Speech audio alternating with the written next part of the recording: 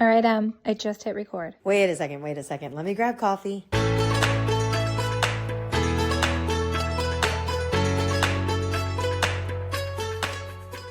Good morning, Jenna. How you doing today? Good morning. Please excuse my squeaky voice today. It's a struggle. Okay, so today is one of my favorite episodes. We have one of my favorite people on, and I actually texted him before this and was like, we need to start 5 minutes late. I need a coffee to keep up with your amazing energy. So I've been drinking mine since 5 a.m., so it's fine. that is his level. So excited this morning to have Alon Rivel on. He is former client, which is how we met, now friend. He is a VP of marketing at Joy. He has worked across so many different amazing companies. And you are a father of a 3-year-old, a gay man, very proud. And we are going to talk about Pride Month today, which is amazing because you can just bring the most wonderful lens to this. So welcome, Alon. Thank you for joining us. Welcome, Thank you for Alon. having me. It's so nice to be on like the other side of it with you guys and actually just get to do something fun like this and not just like client partner relationship. So really excited to be here. Can you just start, you don't have to go crazy in your background, but just give us a little bit to ground us in who you are and what your experience has been professionally. Yeah, sure. I mean, so as you said, I'm currently VP of marketing at Joy. It's a parenting platform app. I spend my days marketing to, one of the most emotionally and easily stereotyped audiences out there, new parents. So I think that in and of itself is a challenge. As you said, I am a gay dad too. So I built my family through surrogacy and IVF, which we could get into, but I've always been on the receiving end of every brand that markets to moms and forgets sort of the rest of us even exist in the market. So I come to stuff like this from both sides of the table. And as a marketer who's worked at big brands like New York Times, Bloomberg, and, smaller startups in the B2C app world, I kind of seen it all. I've been head of marketing, I've been CMO, I've been VP, I've had a team of 20, I've been an individual contributor. So I've, seen companies rise, fall, get acquired, sold. And I think all of that kind of shapes my resiliency when it comes to all of these conversations. I have a question that's just, I'm dying to ask you. Go ahead, ask. I know. Well, I was going to say, you touched on it, right? You've worked in the space of marketing to families and to parents and to moms. Right. But as a gay man, I can't think of very many programs or campaigns. We talk about CPG a lot on here. I can't think of very many that actually market to that community ever. So as we're looking at Pride Month and who's doing it right and who's doing it wrong, and I'm thinking about all the companies that are celebrating Pride Month, can you think of an example of someone where you actually felt like they weren't just marketing to moms? Yes, but they've done it wrong. So I have a house on the Cape in Provincetown, which is one of the gayest places in America. And there's something there called Family Week. So during Family Week, it's like the biggest community of queer families come and congregate. It's actually the biggest gathering in America. And it's really special for the kids and for the other, lesbian parents, gay parents, trans parents. And there are brands that show up there. But one particular, and I'm not going to name their name, in the past has shown up and almost was like marketing to like queer dads, gay dads in kind of like a sexy way. And it was like, this feels off. Like we're talking about like, It's Family Week. yeah, Right. it's Family Week. And like, yes, gay men are, stereotypically very promiscuous, but you have that mixed with fatherhood and like, there is no blur there. Like that should not be blurred. And it was just like, there in queer culture, there's like the term daddy and it's like, no, I'm a dad when I'm with my son. I'm not a daddy. And like, Actual dad. like, so I think that like, I've seen that and that's felt off. So no, I don't think, to be honest, potentially there's a huge gap in the market clearly, or there isn't a big enough market for any company to want to do that because it's so niche still. Like if you think about like our surrogacy agency and IVF, like clinics we worked with, they've only had like in the thousands in terms of like how many births they've helped families come through in the last 20 plus years. It's not in the hundreds of thousands. So I don't think there's a big enough market for any company to want to invest there. I'm even just thinking about like the diaper ads that we see, the formula ads that we see, the bottles, that all of that sort of stuff that you encounter when you're a new parent.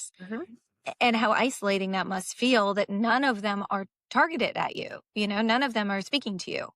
Yeah, I mean, I think as a gay dad, you don't go into it feeling that you're going to be different. Yeah. And it's assumed, like I talk about this all the time, when gay men decide to go through surrogacy and IVF, I don't think we have that like trauma that like straight couples do. We knew we couldn't have a kid. Yeah. So we did this. And it's like positive. There isn't that like emotional barrier that the IVF clinic needs to walk through with us, that a Yeah. lot of times there's like the hand holding that straight people need, which is, a very real thing. But to us, it's, I don't know.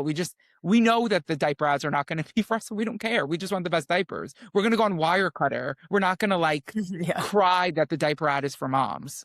Yeah. I love that.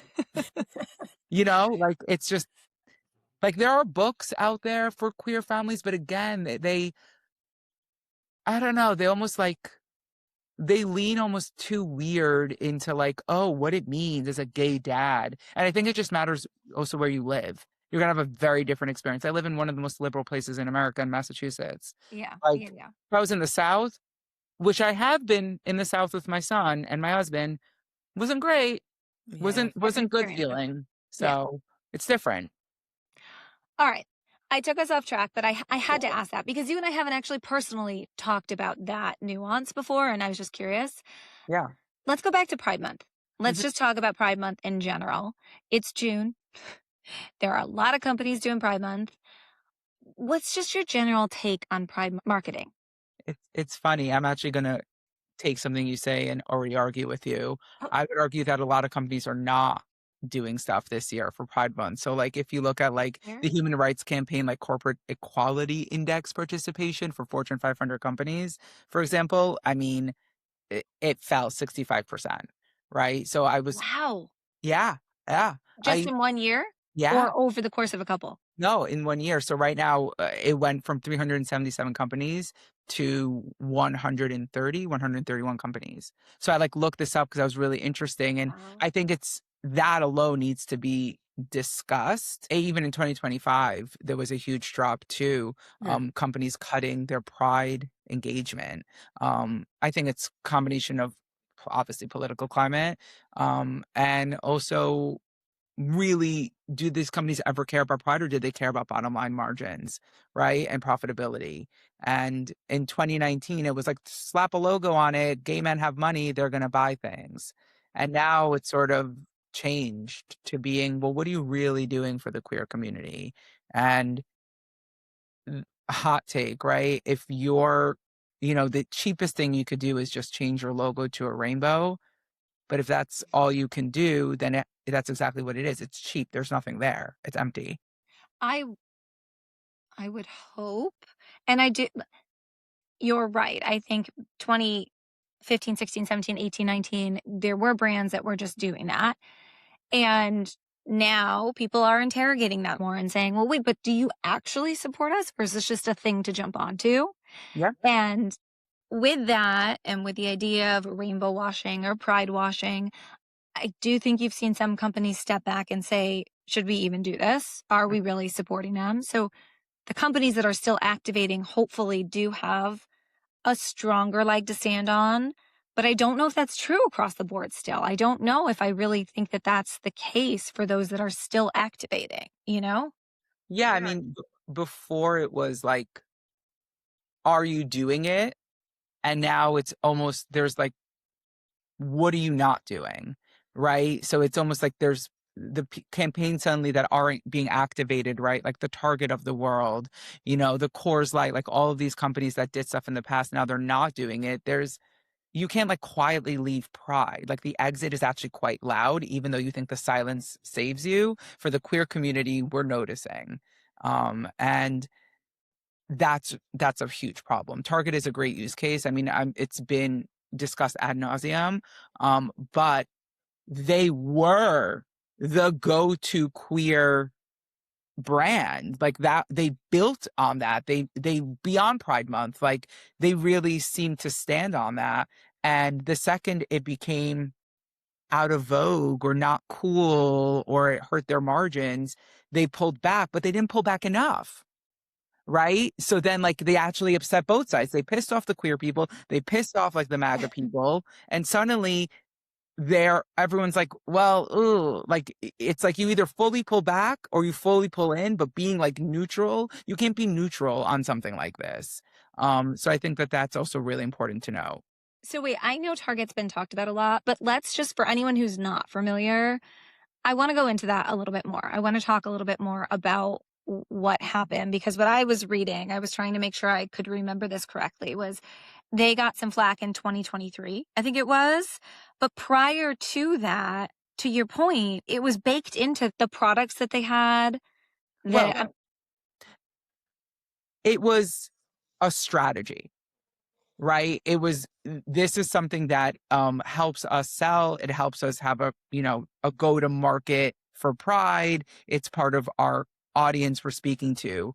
Over time, though, it hurt their larger base, seemingly. So they pulled away thinking that, oh, it's not going to really matter. Or Pride used to be front and center in front of their store. Then it was like hidden in the back or completely taken out of certain stores. Like I used to remember actually getting excited for what Pride gear they'd come out with every year for Pride Month because it was so cool and trendy. We bought it, like our surrogate bought things for us from Target in 2022 for Pride. In 2023, I love that. like that I had in my closet, and then came 2023, 2024, and I was like, oh, I want this out of my closet. What was sentimental and pretty suddenly had this really negative, gross feeling, which is, that alone says everything you need to know. Like I don't feel good about shopping there anymore. I feel like I'm just a number. I'm just disposable, which is the worst feeling you can have going into something. I feel more upset by them than Pampers not having gay men on the diapers. I don't care. Pampers never claimed to do that,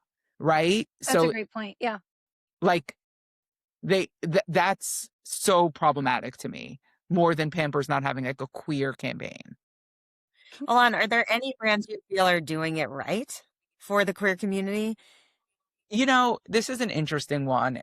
It's not about doing it right at Pride Month. It's how are you doing it all year, which has been Yeah, discussed also in depth.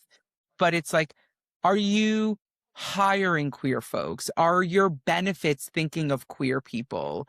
Are you donating to queer related organizations quietly? What are you doing that isn't loud? What are you doing as just part of your culture and your hiring practices and your benefits? Like, do you have benefits that support trans folks? Do you have benefits that support gay men through surrogacy and adoption? Do you have funding for them when insurance companies are not, you know, funding us at all and helping us create our families? It's not about like, oh, look at our logo and here's our t-shirt that has a rainbow on it. The right. brand I can think of that has had a big like 180, I would say, is like Abercrombie, right? Like they are so queer coded in queer culture growing up. Like everything felt very gay. And then they had their huge issues with the way they treated staff and the way that they were anti-Black people and were really problematic with their models and their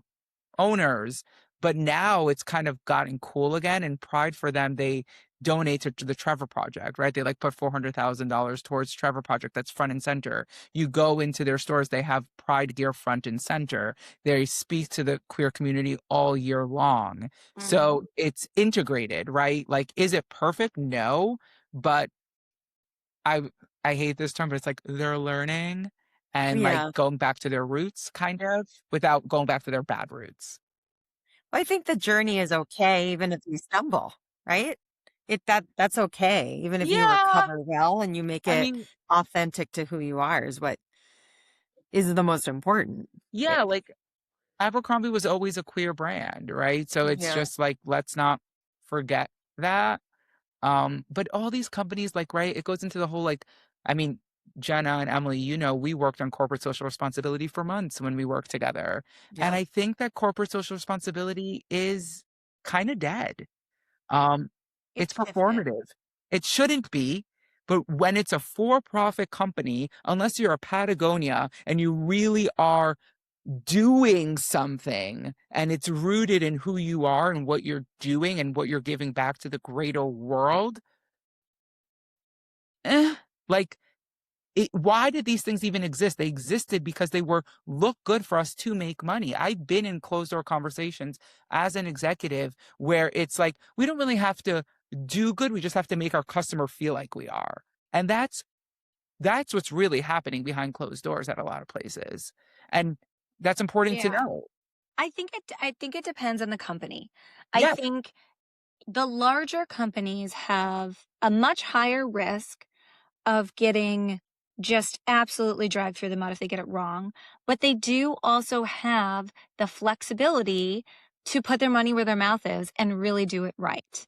And, now I'm kind of thinking on like the sustainability side of the house versus pride. But I think you do see some companies who have invested millions and millions and millions of dollars on sustainability initiatives. They are putting the money there and making a difference, and it has become Yeah, like, I don't know, like, this is like a weird thing to say because it's talking about people as brands, but celebrities are brands in and of themselves. It's yeah. almost like if you go back to like when it was hard to come out, like you look at Ellen DeGeneres, and then you look at like Ricky Martin. Ricky Martin pretended to be straight, right? And he had Livin' La Vida Loca and all these women pouring hot like wax on his body, but he was gay and he is Mhm. gay. And now gay people are like, ugh, like, did we really take you in now? No, the gay culture, queer communities will forgive you, but you have to sort of like still be ethical and still be a good person and do it when it's hard, not when it's like cool and fun and easy. So yeah, Ellen's like a monster and people say she's an awful person,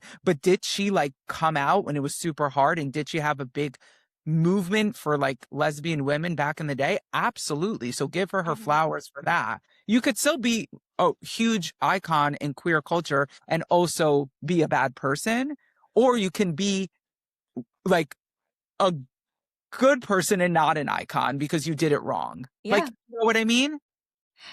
You're talking here about authenticity, right? You're talking about being authentic to who you are and standing behind it. Parallel this to the work that you do with marketing to moms and families, right? Why is authenticity so important? I'm a mom. I've had many ads pushed to me where I'm like, this, no, no, thank you. And then I've had some where I'm like, you see me, you hear me, you see the 4 a.m. feedings and like that sort of thing. But what's the line there? Why is it so important and how do brands get it right? Because you actually, you touched on it. When you market to moms, all you need to think of is what feeling are you solving for? What time are you giving back to them? What value are you adding to their life? And how do you do it in a way that they can trust you? That's what you have to think about as a marketer. So it's not necessarily like, oh, we have a parenting app, right? At Joy. It's not that. It's more about like, are we authentically showing up with our experts, answering a question where a mom is freaking out at 3 a.m. and crying and feeling alone? Does she feel relief? Does she feel safe? Does she have the answers she needs to be there for her baby so that then she could go and have an hour of sleep and get through the next day? Right? Like that's where trust is built in that like ugly, difficult to like track metric. Yeah. And that's the thing. It's not the best food. It's not the best app. It's not the best baby tracker. It's not even the best diaper. It's the feeling seen, validated, and actually delivering on the promise. Yeah. I'm jumping back and forth between parenting and pride because I think there are some really strong parallels here. Yeah. And I'm sitting here as a mom thinking, yeah, there are some brands that have made me feel really seen, have felt like they understand the experience. But as a gay man, what are those commercial, larger brands? I'm not talking like the little niche brands that make you feel like that. Are there any? I I I go to the feeling, not the representation in the feeling. So like there's a recent you might have seen it, like Disney Cruise Line ad that showed a dad, he was straight, obviously, with his kid going to like the deck. And then, he gets older and doesn't want to go on the deck with his dad anymore. And like, I actually could cry thinking about it every time I see it. I don't know why it makes me cry, which is so Disney coded, but So dizzy. it's like they love to make children cry. And like, it's like, oh, mom's dead. It's like every single Pixar. That's a whole separate discussion Yeah, about how it, there's it's always a dead so parent. Oh, It's such a thing. But then as the commercial goes on, that son who's now older is taking his son on a Disney cruise line and going on the deck with him. And when he goes back downstairs, he's like, "Hey, grandpa, come up too." So like and that whole, yep. I'm like, that's the feeling I want as a dad. And it like is through the dad's lens. Mom is there, but it's dad first. So even having dad representation, forget about queer, is also very limited in a lot of these commercials and marketing materials. So even seeing that, I'm like, oh, like I want to be so lucky to have that one day, that feeling and that moment. And like, do I want to go on a Disney cruise line? No, I get nauseous, but I still want that feeling. And I can relate to that feeling. And it makes me have some sort of positive affiliation that like they understand families and feelings that families have. Mm-hmm. And that's enough for me. Now I'm a party of one, you know, and I also look at it from a marketing lens always. So it's hard to really get me. But when they do, I'm like, oh, that was good marketing. It was the emotional piece. Like they It's a just, story. yeah. Yeah. But that's like, it's 101, right? Like, that's what was done before everything was like, what's the CAC to LTV, like growth hack? Yeah. Like everything was emotional. Everything was massively produced, Mad Men era, like beautiful, creative. It was all creative. And now it's all AI slop junk. So yeah, the brands that do that, I think, are going to continue to win. Well, it begs the question too, how important is it to try to be inclusive since so many brands are taking that route, right? Like I think your example, Alon, is actually perfect with the Disney cruise because it unlocked an emotion and absolutely the brand connected to the consumer in the way that it wanted to. I think you just said it perfectly. I don't know if you caught what you said. You say, try to be inclusive. If you're Right. trying to be inclusive, that's wrong. That's wrong. It should be like baked into your ethos or not, right? Like, and this might be only my perspective as a gay man, but like, I assume we're not going to be included, right? Like, That's so sad. no, but like it is, but it isn't, right? Like, it's part of like, you know, like there's just things you as women face that I'll never understand, that you assume it's going to be harder for you in the boardroom. You assume you're That paying is less. true. You assume that you need to like protect your bodies when you go out to the club. I don't think about that. I'm a man. I don't That is have, very true. it's just coded into like part of the identity of being a woman in America or being a gay man in America. So it just is. Whether it's sad or not is beside the point. It just is. So any brand that like does it to earn their flowers or do it to feel inclusive is so icky. It's like, you know, when a brand is like, "Hey mama," you're like, "Oh, shut up." Oh, You know what I mean? You don't trust it. But yeah. that's the parallel, right? Like where it's like where the queer marketing and the mom marketing, like we both like read bullshit real fast. Yeah. But- So Yes, that is so true. Like that's the thing. that's We the like thing. immediately know. Do you actually understand how it feels or no? Because that's just it's inherent to watching whatever ad or creative. You know immediately if it was created by a 20-year-old person, you know, who can't relate to it. Right, like Jenna, you like let's use Bobby as an example, right? Like you or like Frida. You know moms are like well, Frida, hold on. I'll table that. Bobby, you know, like women are writing that copy. Frida actually at points felt really controversial, but then they're also recently got a lot of backlash because some of the ad creative they had come up with was almost being outlandish for the sake of being outlandish. And you could tell men were writing it. And it was like actually almost sexualized, like really weird things that were like cheeky, but felt inappropriate and innuendo-ish. You should look it up. It's crazy because I loved Frida's like ads until I I started love to see Frida. that, Yeah. and they had to like fire some folks. It was a lot of men in the product department and how they like went to market with the boxes and the directions and Oh, this is so interesting. See, now that's a great case study though, right? Because so Frida's a brand I have followed since I had my daughter 8.5 years ago. I had Ili lived in Fort Lauderdale. Frida is a Miami-based company. right. So I had learned a lot about them. I follow their CEO. It's a female founded company, Right. which I love. They have grown rapidly. Mhm. And I mean, part of me loves that, right? Like women empowerment, but also the products that they've been able to get out to market are great. And they all do feel very intuitive to what you need as a parent. Correct. But you're highlighting a great example of how a company can get a little bit carried away and forget the basics of who they are and take it a little too far. It's almost like shock value, right? When it gets to shock value, it gets yucky. Um, and you just said something also that I also don't think you realize you said, which is so important. You're talking about as a mom, as a woman, what you notice and like in companies, and they're not trying to be. It was a woman-based like CEO. It's a female-led company with female products for moms, so the trust gets built.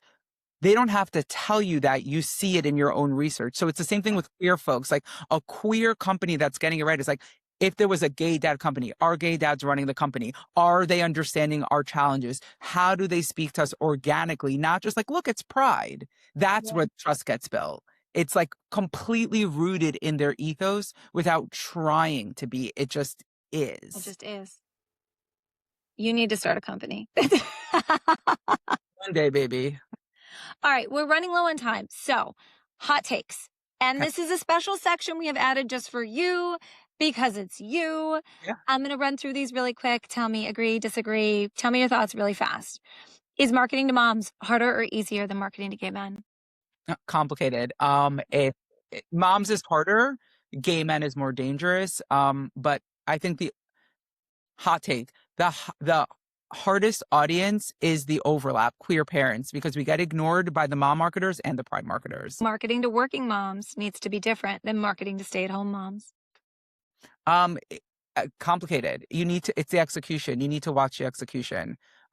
It's how you speak to each, and you have to be careful not to silo each of them into feeling they're less than or not enough. So it really is about what you're actually selling and what you're trying to say to them and why that even matters.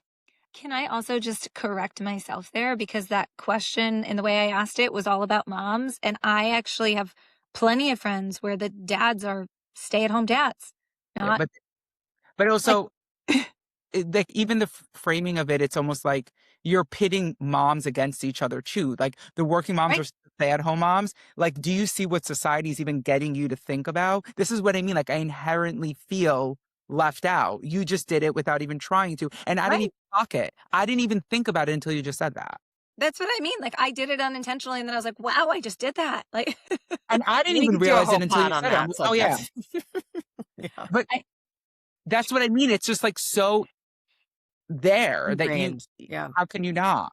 but see, these are the conversations that need to happen anyway. That's why the PR girlies, right? Like exist. See, I just did it myself, the PR girlies, right? But like you exist to be that in the room and not another Claude or ChatGPT telling you how to handle the crisis comms, which so many companies do because they think PR doesn't matter. Like Right.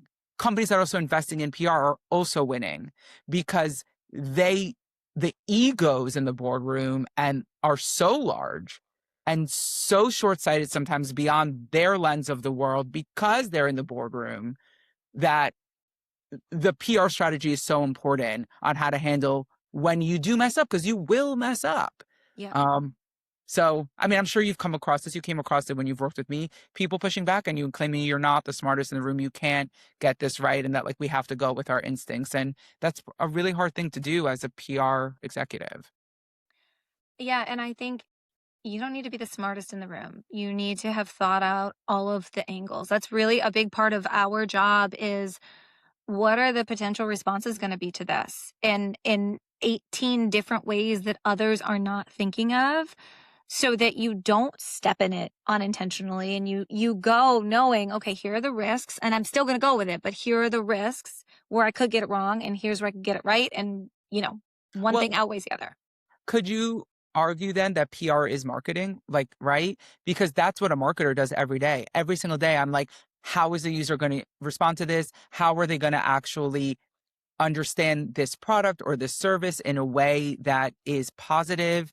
Like, will this have an adverse reaction? Will it hurt their flow? Will it get them to engage more? Will they spend more? That's all in a way like getting into the mental psyche of the consumer and their response, which is PR too. So PR and marketing are of the same origin, let's say. When it comes down to it, you can segment them in different ways, but they all need to work together. If you have a communications team not working with the marketing team, that is a massive fail. Communications is essentially a function of marketing. They all need to work together. And if they don't, it's a huge fail. Yeah, of course. It has to be integrated. I would absolutely say yes, that PR is part of marketing. I've always thought that my whole life. For one team, we're telling stories to stakeholders, internal and external, together, and it has to be the same playbook. We are running out of time, so we're going to ask one more question, and it is the impact question. We ask this to all of our guests and each other weekly. What is your impact this week? It could be personal, professional, big or small. Honestly, it's doing this, right? Like a gay dad sitting in a comms leadership seat talking candidly, right? Like, that's representation for the next person who didn't think the seat was theirs. I love that so much. Getting these different opinions out there and having open conversations that then people can go and think about, dissect, agree with, disagree with, but at least it potentially causes some additional thought amongst others. I've always wanted to be in leadership and marketing to bring that gay voice to the table, because so many times it isn't there and it's not seen in executive functions, actually. So having it, I think, just brings it's my special sauce. Yeah. Yeah. Well, thank you so much for being here with us today. I loved this conversation. We could talk for another 2 hours. Oh, now we could. We'll do a V2 of this at some point. Happy to. But thank you. I appreciate you coming on. Thank you for having me both. Thank you.